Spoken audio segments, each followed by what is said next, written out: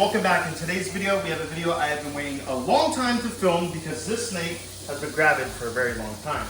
So this right here is my albino het leucistic monocled cobra that was paired with this pastel monocled cobra.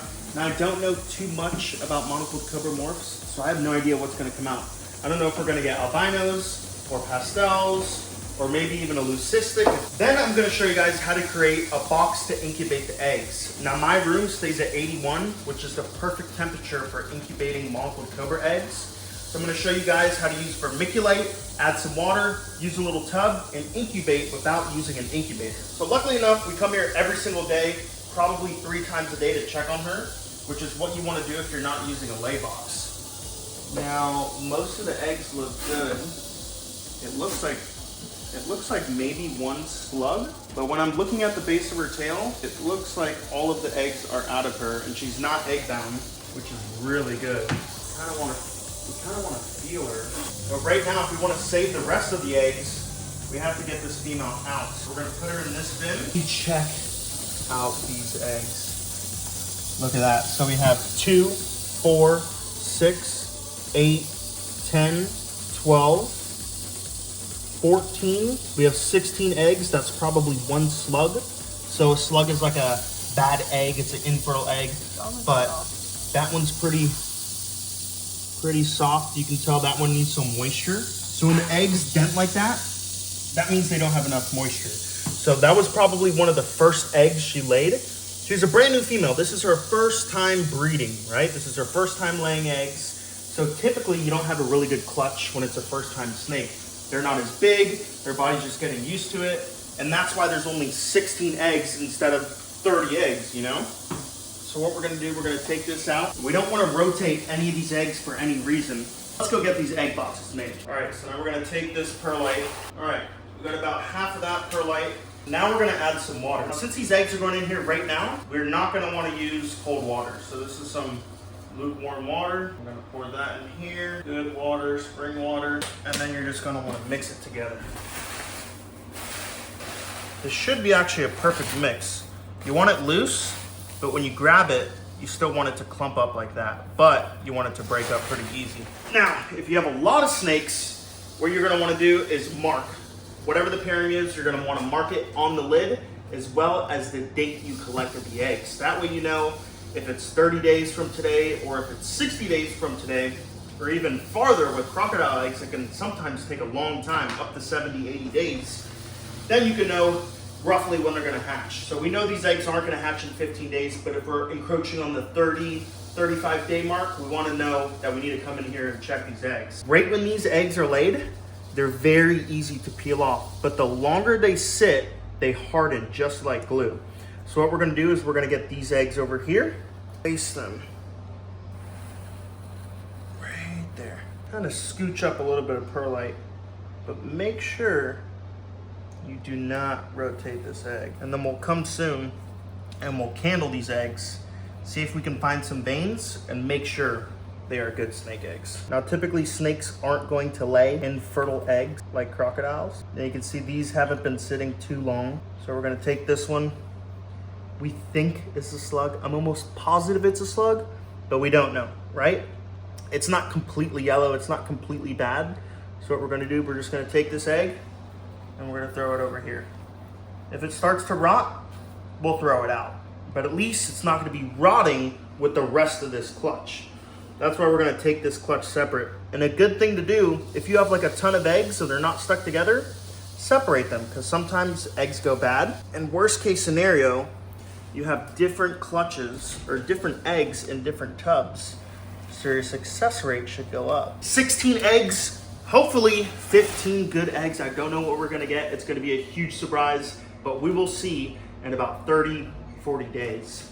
So what we'll do, we might just take this video, post it now, or we'll retain and save this content and we'll get these cobras hatching in the same video, which I think would be pretty cool. Now I have an incubator, but what I have to do is put a fan in it to circulate the air.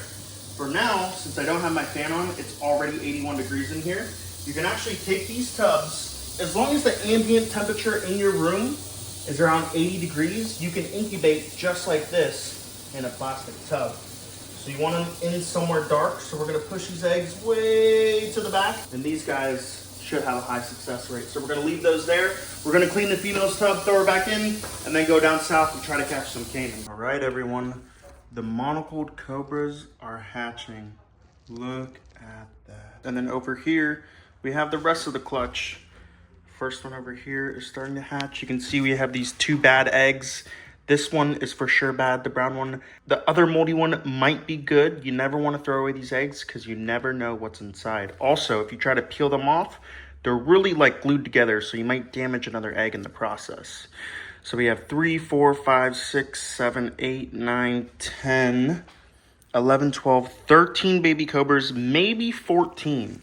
Now that these little guys are starting to hatch, we have to keep a close eye because all these other ones are going to hatch very, very soon. Now what you want to do, you don't want to take these guys and you don't want to throw them on some super dry aspen like this. You really want to take them from the egg and you want to put them in a small container. We'll probably use one of these 10 gallons. We'll clean it out. And what we'll do is we'll wet paper towel. That's going to help them absorb moisture, stay hydrated, and it's really not going to dry their skin out like this aspen. So we're going to clean one of these, add some paper towel. Hopefully by that time we have a few of the babies out and we'll throw them in here. I want to show you guys something really cool. Now when these cobras come out of the egg, you'll see all those slits, right? It looks like a knife was being taken to this egg, but that's actually their little egg tooth. It's kind of like the scale on the top of their face, and they'll actually cut that egg open with that little egg tooth, make a slit, and pop out. Now all these babies, some typically hatch within hours of each other. Sometimes it takes a couple of days. No way. Check this out, guys. So I took these eggs, they were on the perlite, but perlite can cause cancer and respiratory issues, so I didn't want any of the snakes getting it in their mouth or breathing in the dust. So what I did is I took the eggs as soon as they were hatching and I put them on this wet paper towel. That way, as soon as they hatch, they're on wet paper towel and no one has to worry. But look how cute. That's the egg that little guy came out of. So these are all pastels. So that's a pastel, this is a pastel. And if you look closely, we actually have 2 albinos already. So that means that my male pastel was het albino, and hopefully he was het leucistic. That way we can get some leucistic cobras, but we definitely have albinos. We definitely have pastels. I mean, look at the noses on these pastels. They're just so light. All right, guys. Now all of the baby cobras are done hatching. Let's take a look and see exactly what we got. Let's make sure none of these guys ate each other. We showed you guys when these eggs were laid. We showed you the incubation, how to incubate them. We showed them hatching, and now we're gonna show you guys packing them into their deli containers. That way we can ship them off to my good friend Miguel, and he's gonna trade me some cool snakes for them. So cute. Look at all these baby cobras. It does not get better than that. Right up out of the egg, these cobras are ready to go.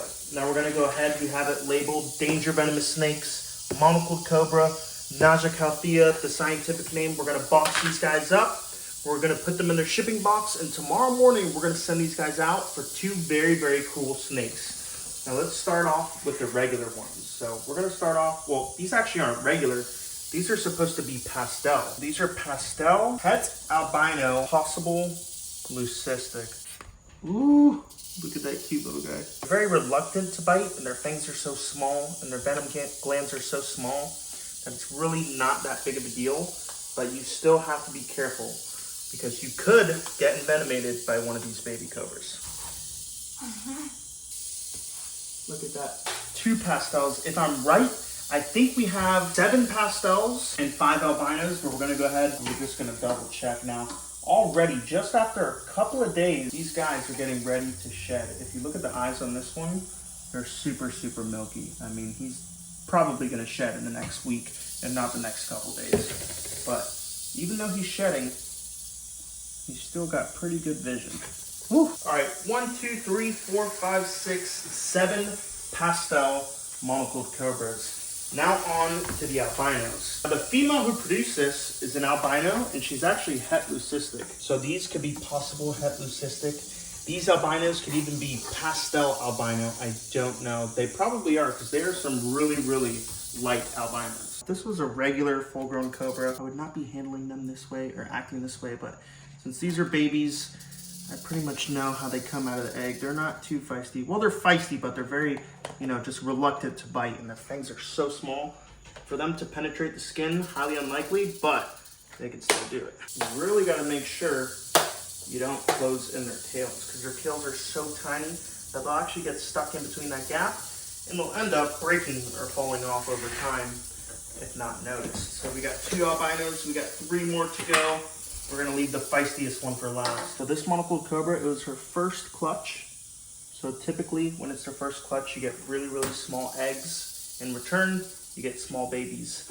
The older the cobra gets, the bigger the eggs and the bigger the babies. That's why Big Bertha, Chandler's monocled cobra, she's huge, and she drops probably 20, 25 eggs, and they're all really, really big. The babies are ginormous too. Our last baby cobra. And that is how you box up 12 baby monocled cobras. If you guys enjoyed this video, if you enjoyed seeing that female lay, incubating them, hatching these eggs out, go ahead, like, comment, subscribe.